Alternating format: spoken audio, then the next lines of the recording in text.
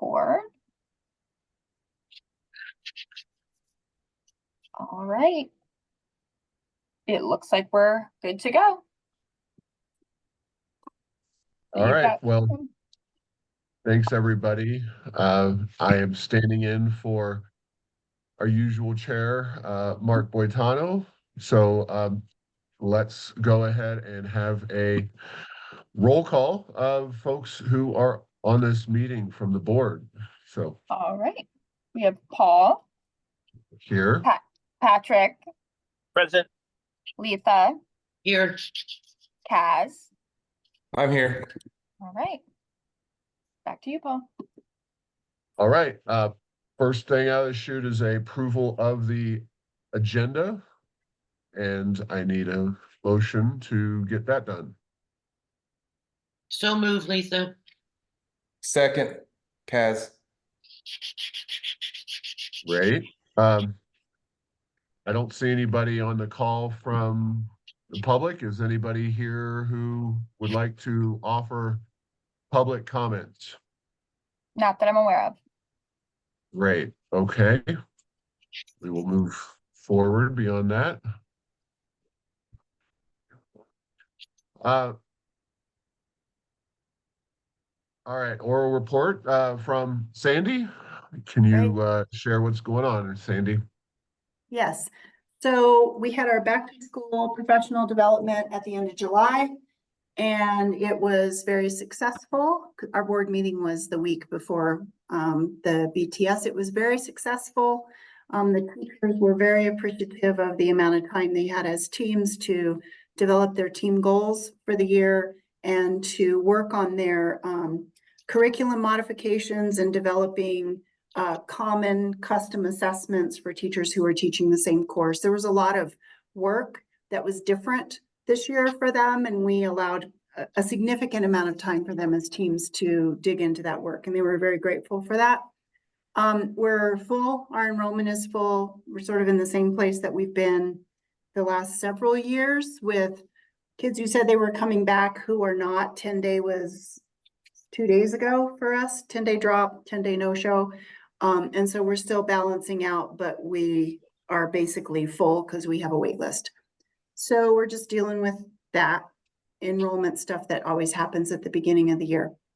And then this other piece that I had a bunch of attachments to, I wonder, Tanya, since we started at 10:30, maybe we should have done this before. I don't know how this works, but Paul, is maybe shift the action items so we can talk about the Title IX first?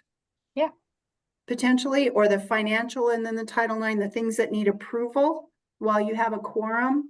Because the other piece that I put in my board report does not require any board action. It was just informational. So is that something that we could do? Okay, so let's do financial first. I will text Sue Fox because she's coming to answer any questions you guys might have about the policy. I'll text her and then she can come in and then we'll be close to done with financial and we can do Title IX. I'm good? Yeah, Okay. that's good, Sandy, because I do have an 11:30 meeting. I might have to get off around that time. Okay, great. I think financials, Paul, maybe, I don't know what the number is. You guys have one consent item, 2 bars, and the action item that need votes. You can hop around however you want, and I'll make sure that the minutes reflect that. Okay. For the financial? I can't hear whoever that was. Justine, talk real loud. Sorry, do you want me to share my screen for the financial? Yes. Okay. Justine, I just added you as a co-host, so you should be able to share now.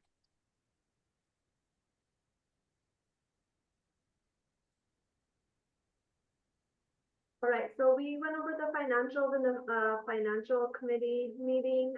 These reports are for July 1st through July 31st, so start of the new fiscal year. Not too much activity.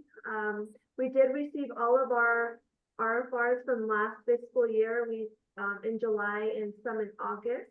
So we got all of those RFRs in. What you can see on this revenue report is we did get our first distribution of our SEG. Our monthly SEG is about 1.4 million. And then going on to expenditures, again, not much activity yet. We haven't entered all of the employee contracts into our system, along with opening purchase orders to start up the new school year for any, annual contracts for those. So currently at July 31st, we had 2.6 million available in the operational fund. Sandy and I have met to talk about how we're going to spend all of the other federal and state funds. So we're on track with spending all of those down by the end of the year as well. But you'll see a lot of availability in the expenditure fund right now, since we're only 1 month into the fiscal year. Going on to the bank account register activity report. This is just for the month of July, showing our revenues and expenses, and we did review this in the finance committee. So if you have any questions on any of these items, please let me know.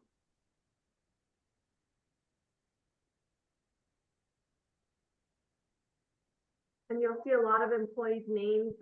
There was some travel in July, so those were paid out.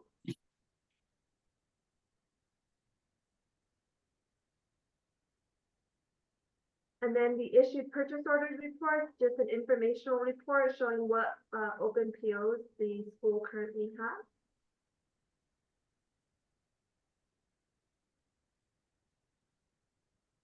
And then your bank reconciliation, as of July 31st, we had an ending balance of 9.6 million in the bank.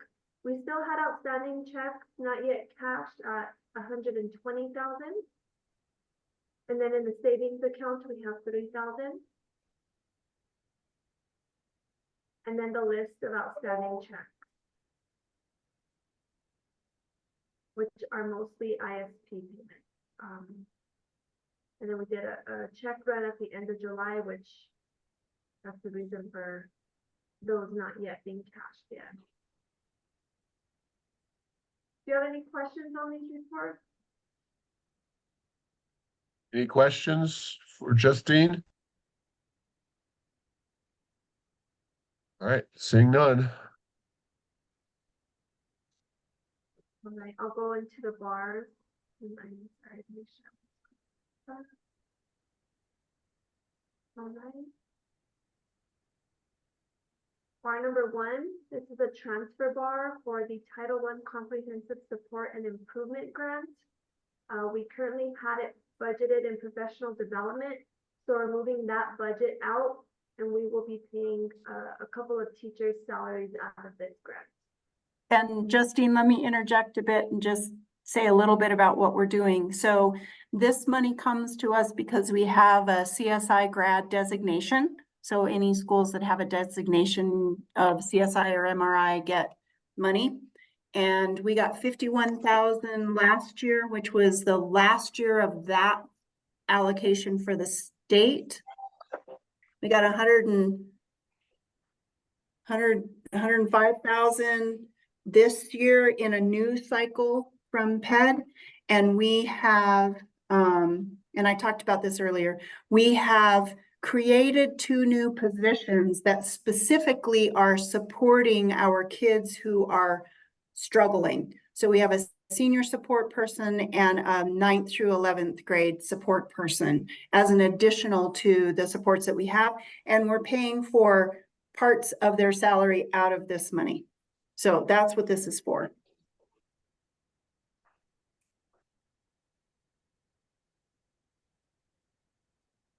Right, thank you, Sandy. Bar number 2, this is a decrease bar for the ESSER 3 fund.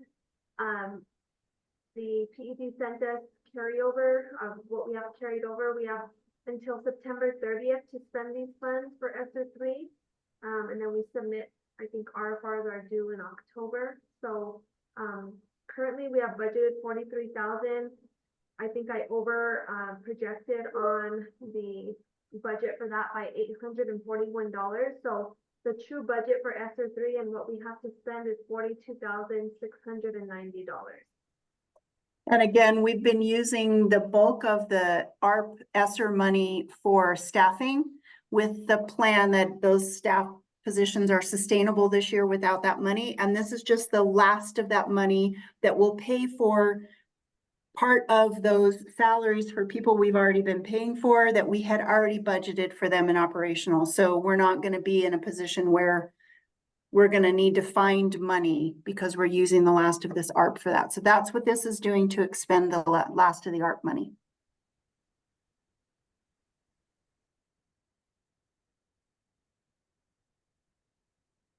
Anything else? That's it. All right. Do we have to You vote need a on? motion for each one of them. Okay.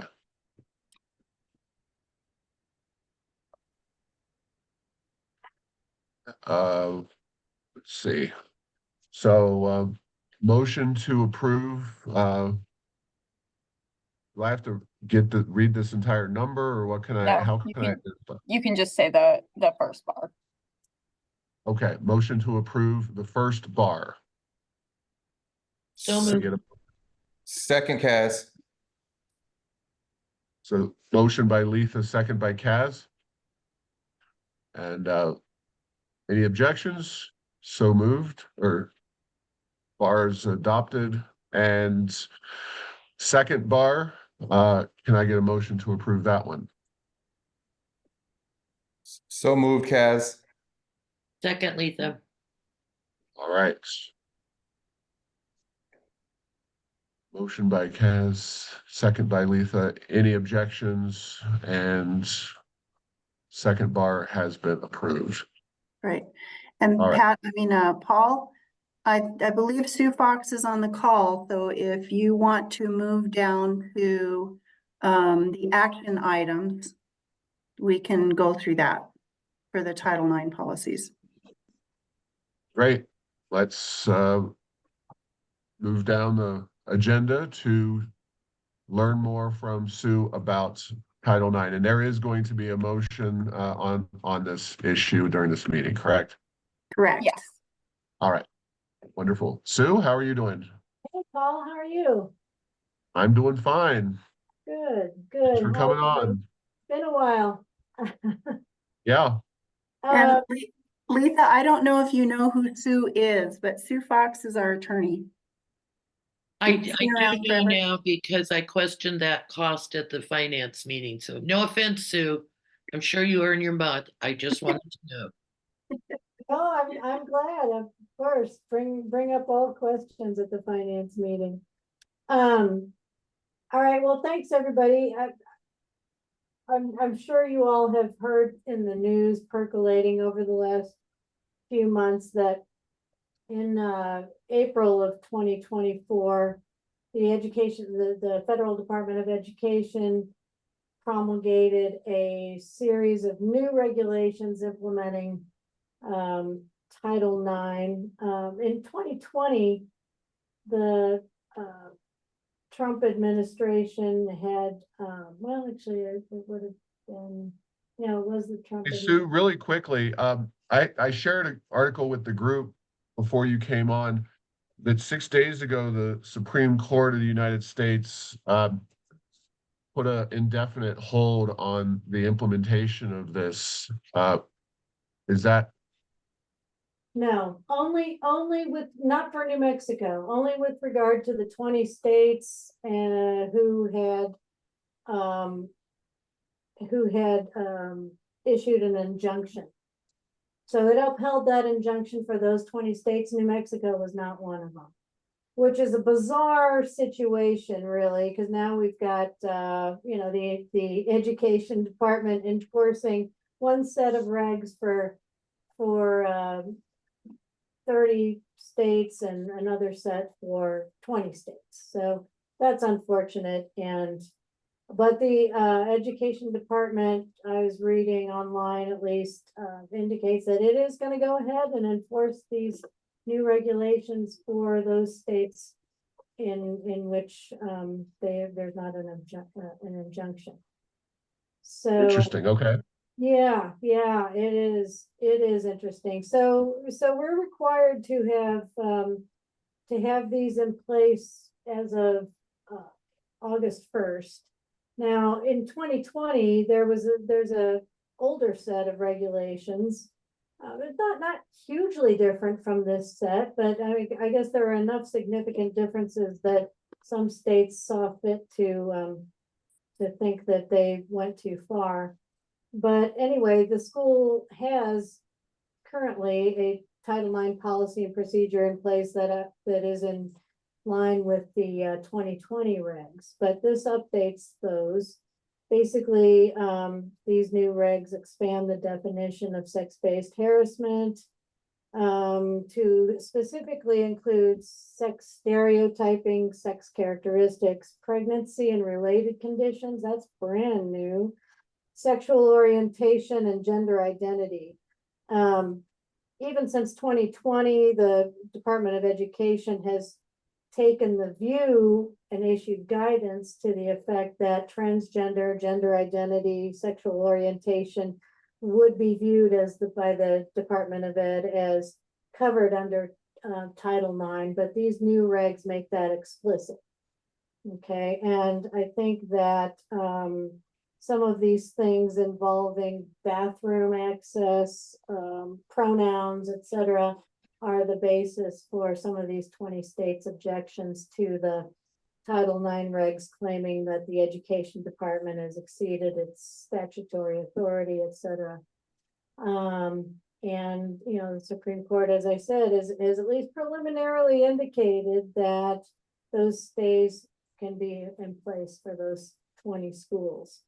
If and when these various appeals in the districts and states make their way through those appeal processes and up to the Supreme Court, if the Supreme Court remains constituted the way it currently is, it's probably safe to say that eventually the Supreme Court is probably going to strike these regs down.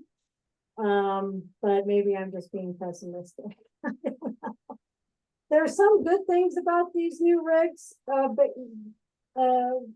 from the school's perspective, I think, first of all, they make clear that no live hearing is required. And also, this is a kind of a big one in terms of expenses. You do not have to use an outside investigator. Now you can do your investigations in-house, assuming your investigator is properly trained to do those. And it does make clear that the schools have to use the preponderance of the evidence standard, which is a slightly less rigorous standard than prior to. So anyway, I have drafted this policy statement as well as the Title IX grievance procedures, which follow very closely the requirements of the regulation and also the guidance of the Department of Education that was issued in conjunction with the regulation. And so this policy and procedure does comport with the requirements for for the Title IX policy and procedures. It is voluminous. It looks cumbersome, but I will say that to me, it's less cumbersome and potentially less expensive for a secondary school or a